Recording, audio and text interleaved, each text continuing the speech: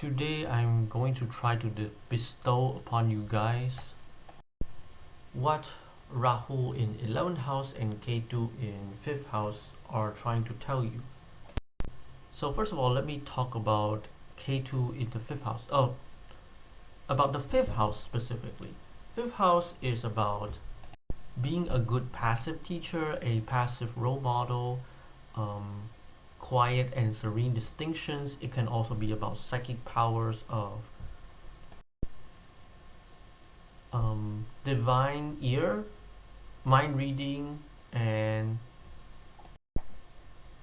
the psychic power of mind meet body, or able to make a body in a astrophysical realm. It's kind of like how you appear from one place, disappear from one place, and then appear to the other place. Now, the psychic powers or supranormal powers are more the niche side. So if you manage to deal with those, you can also include that. But mainly it's about how to be a good role model, quiet and serene distinction, how to be a passive teacher when it comes to the 5th house. So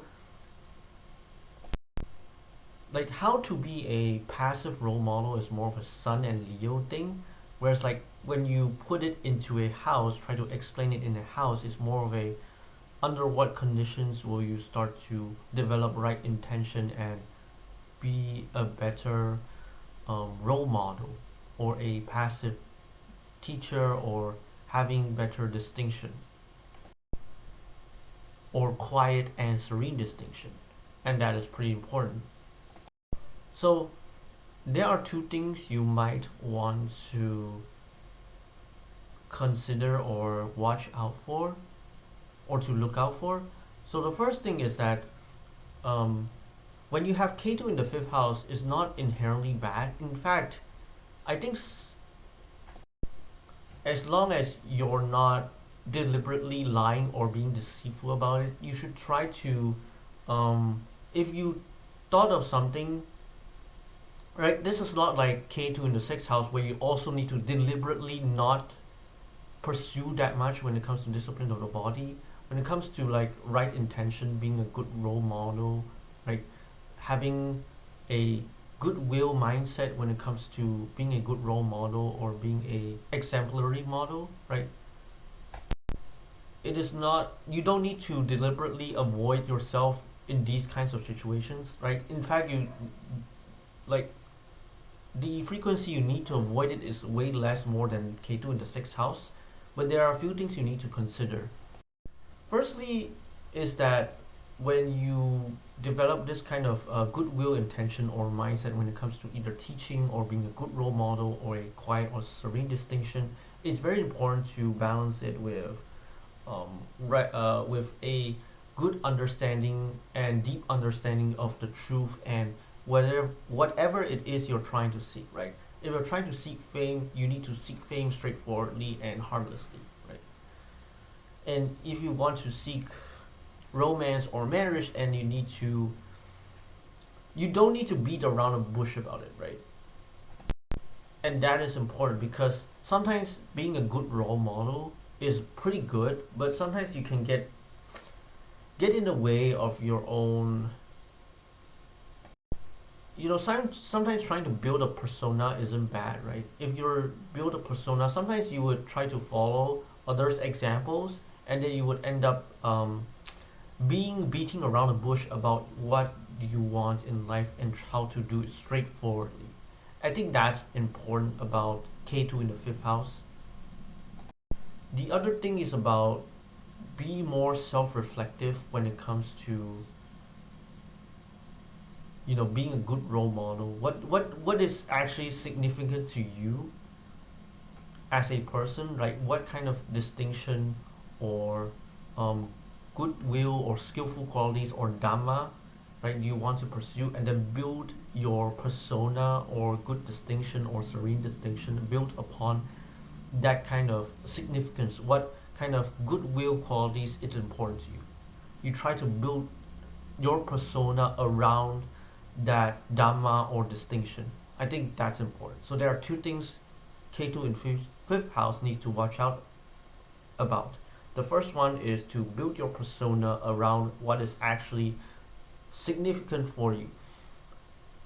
Now, this significant thing needs to be like transcendental and dhamma, and then like goodwill qualities, skillful qualities, instead of like the common stuff like fame, money.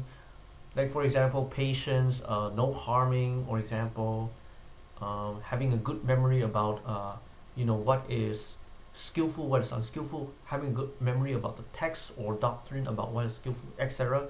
But build your persona what is around what is meaningful or important to you, instead of trying to blindly follow other examples. I think that's the first important point for Ketu in the fifth house. The other one is to balance it with a good understanding and deep understanding of the truth that you are seeking, or the what others are seeking. Try to be as straightforward as possible instead of beating around the bush, because sometimes good intentions are good. Most of the time good intentions are good, but the one blind spot that people may miss when it comes to Ketu in the fifth house is that they might not be straightforward enough when it comes to, is this, for example, exemplary model or good role model actually teach me about how to be more straightforward when it comes to what I want, what I desire, right?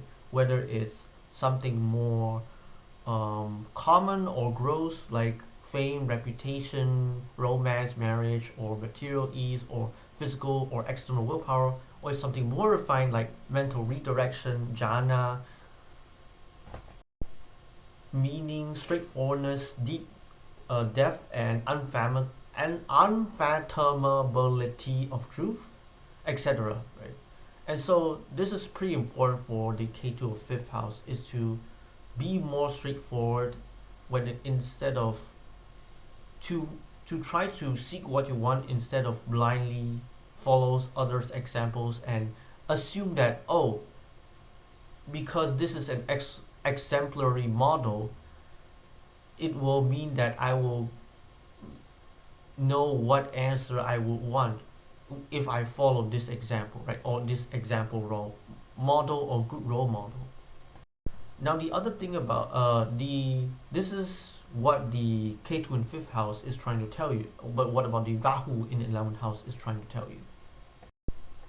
So this is pretty significant.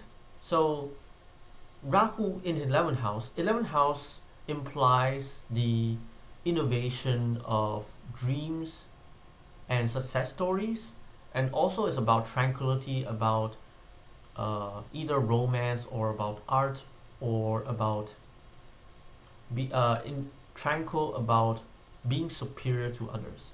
And so that is something, to put it in simple words, either you're being egotistical about meaning or purpose or good distinction based on good qualities, skillful qualities, or dhamma, or instead of trying to explore yourself in like more like very explosive art, right? For example, art itself, right? Being a pianist, or like when you play a song, right, on the piano, or sing a song, it tends to be very very overflowing with emotion, and sometimes, and being surrounded like by explosive expressiveness in a way that's being sometimes being too overbearing and very uncomfortable to your chest. So 11th house is more about simple analogies, or simple humor, or like simple expressions, right? Instead of the more complicated one like the first house. And so Rahu in the 11th house is about exploring new support groups and people who are willing to give you verbal encouragement and emotional support, but try to be, try to go with the flow and be tranquil about it, right? You don't even need to go for the flow. You can like deliberately know, okay, what kind of emotional support or verbal encouragement or morale boost I want from others. You can demand that, but you don't get internally stuck into the emotions, or like, or you beat yourself up when you don't get those verbal encouragement or morale boost. I think that's the very important part about Rahu in the 11th house is to explore new options and avenues when it comes to these. Explore new forms of asking or demand for support groups or verbal encouragement or morale boost, but you don't get too attached to it. To try to learn new ways of try to accommodate or being adaptable when it comes to, if you don't get those demands, or if you want to ask for verbal encouragement but you don't get it, you won't, how do you deal with it? How do you deal with your feelings? It's less about respecting others, but more about it is not wrong to demand for attention or morale boost or verbal encouragement, but you don't beat yourself up, or you don't get internally stuck in those negative emotions when you don't get those demands or verbal encouragement. I think that's what Rahu in the 11th house is trying to tell you. So this is the end of the video about Ketu in the 5th house and Rahu in the 11th house. So thank you very much.